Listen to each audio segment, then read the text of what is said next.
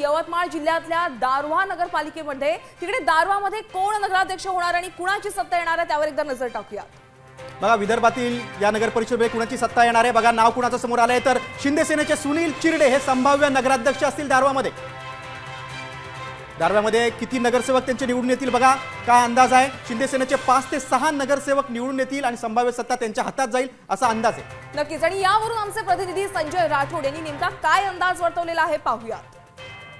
संजय राठोड यांच्या मतदारसंघातील महत्त्वाची नगर परिषद आहे आणि या इथे संजय राठोड यांनी सुनील चिरडे शिंदे सेनेकडून त्यांनी उभं केलेलं आहे। तर महाविकास आघाडीकडून अशोक चिरडे हे निवडणुकीच्या रिंगणात आहे आणि यांच्यामध्येच खऱ्या अर्थाने चुरशीची लढत झालेली आहे। शहरी भागातनी संजय राठोड विधानसभेच्या निवडणुकीत हजारो मताने ते मागं होते, त्यामुळे या दोन उमेदवारांमध्ये काट्याची टक्कर पाहायला मिळणार आहे।